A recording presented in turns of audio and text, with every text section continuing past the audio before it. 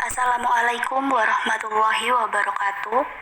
Kami di sini dari kelompok 6 yang akan mempresentasikan hasil diskusi kami mengenai model-model penelitian agama sebagai doktrin dan produksi budaya. Tetapi sebelum itu, izinkanlah saya untuk memperkenalkan diri beserta anggota saya, yakni yang pertama saya sendiri, Eli Catur Setianingati, dan yang kedua, Ikna Rahmatul Abadiyah, dan yang ketiga, Intan Setiorini, dan yang terakhir ada Lu'lu'ul Maknunatin.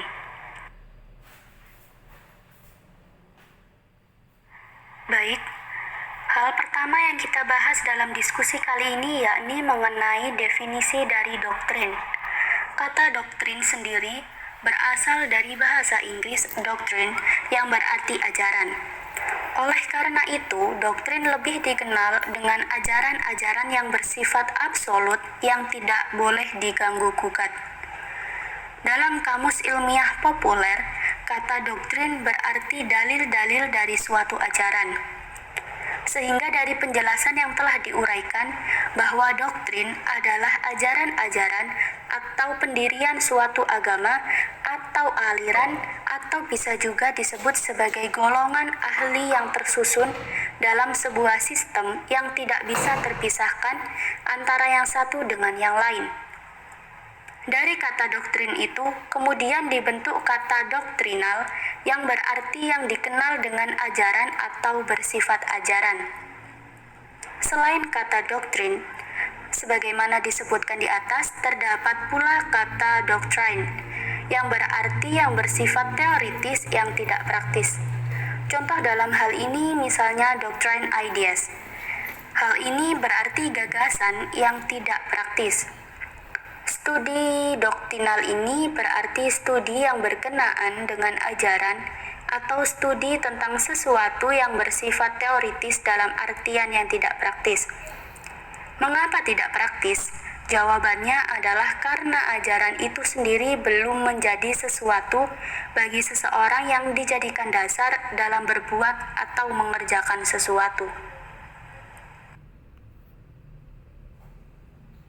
Baik, selanjutnya yaitu agama sebagai doktrin. Secara metodologis, berarti agama haruslah dijadikan sebagai sesuatu yang real, betapapun mungkin terasa agama itu sesuatu yang abstrak. Dari sudut ini mungkin dapat dibedakan ke dalam 3 kategori agama sebagai fenomena yang menjadi subjek materi penelitian, yaitu agama sebagai doktrin, dinamika, dan struktur masyarakat yang dibentuk oleh agama dan sikap masyarakat pemeluk terhadap doktrin. Fenomena keagamaan yang berakumulasi pada pola perilaku manusia dalam kehidupan beragama adalah perwujudan dari sikap dan perilaku manusia yang menyangkut dengan hal-hal yang dipandang sakral, suci, keramat yang berasal dari suatu keghaiban. Selanjutnya yaitu budaya. Kebudayaan adalah warisan sosial atau tradisi. Kebudayaan adalah cara, aturan, dan jalan hidup manusia. Fungsi-fungsi budaya berperan sebagai penentu batas-batas. Artinya, budaya menciptakan batas perbedaan atau yang membuat unik suatu organisasi dan membedakannya dengan organisasi lainnya. Identitas budayanya memuat rasa identitas suatu organisasi. Budaya meningkatkan stabilitas sistem sosial karena budaya adalah stabilitas perekat sosial yang membantu menyatukan organisasi dengan cara menyediakan standar mengenai apa yang sebaiknya dikatakan dan dilakukan. Budaya yang digerakkan agama timbul dari proses interaksi manusia dengan kitab yang diyakini sebagai hasil daya kreatif pemeluk suatu agama, tapi dikondisikan oleh konteks hidup pelakunya yaitu faktor geografis, budaya dan beberapa kondisi yang objektif. Sedangkan dunia sosial sepenuhnya dibuat oleh manusia dalam rangka mempertahankan hidup secara aman dan sejahtera. Selanjutnya, kebudayaan sosial ini melahirkan beribu-ribu budaya yang terabadikan secara historis oleh bahasa dan tradisi yang terbangun secara konvensional. Selanjutnya, agama sebagai produksi budaya. Pada awalnya, ilmu hanya ada dua, yaitu ilmu kealaman dan ilmu budaya.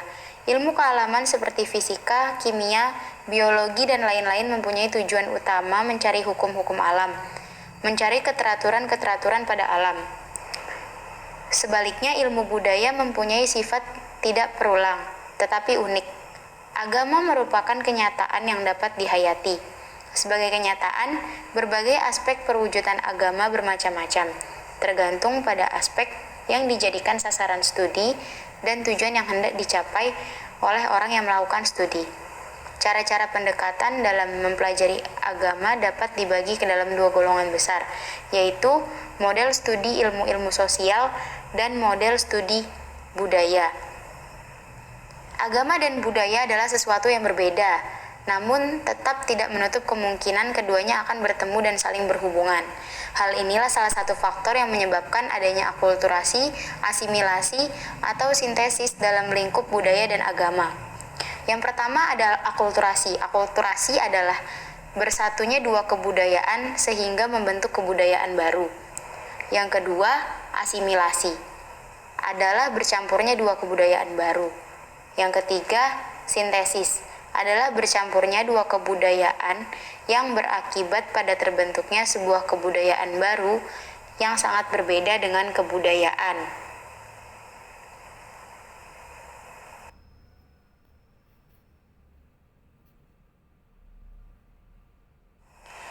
Selanjutnya, ada model-model penelitian agama sebagai produksi budaya.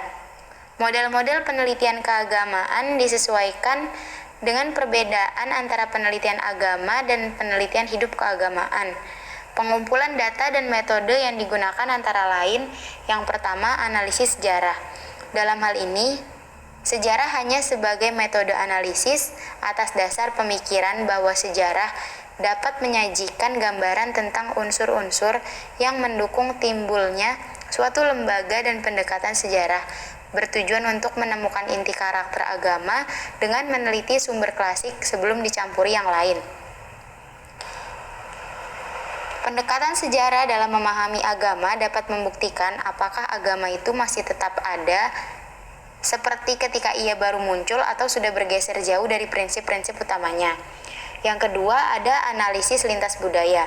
Analisis lintas budaya bisa diartikan dengan ilmu antropologi, karena dilihat dari definisi ilmu antropologi sendiri, secara sederhana bahwa antropologi mengkaji kebudayaan manusia. Islam sebagai agama yang dibawa oleh Nabi Muhammad SAW sampai saatnya kini telah melalui corak budayanya masing-masing dalam mengekspresikan agamanya. Karena dalam segi antropologi, kita dapat memilah-milah mana bagian agama Islam yang merupakan ajaran murni dan mana ajaran Islam yang bercorak lokal budaya setempat.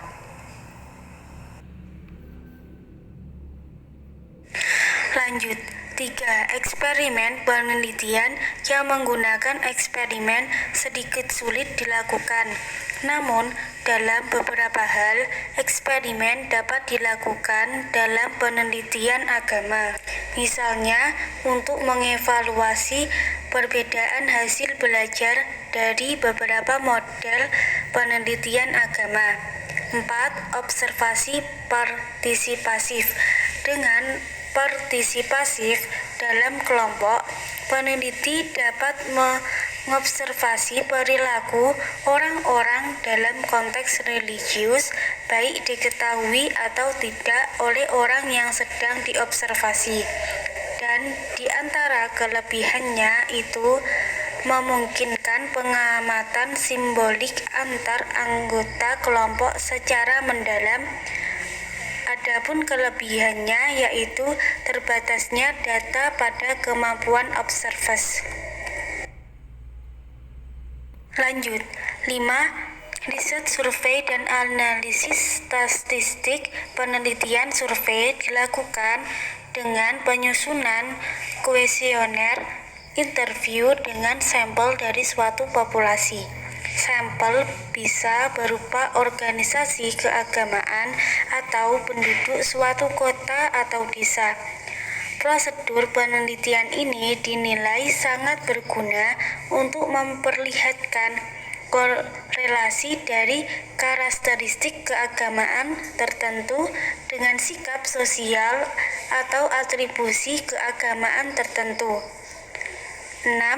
Analisis isi. Dengan metode ini, peneliti mencoba mencari keterangan dari tema-tema agama berupa tulisan, buku-buku khotbah, doktrin maupun deklarasi teks, dan lainnya. Misalnya, sikap kelompok keagamaan dianalisis dari substansi ajaran kelompok tersebut. Sekian dari kelompok kami. Mohon maaf jika ada salah. Terima kasih. Wassalamualaikum warahmatullahi wabarakatuh.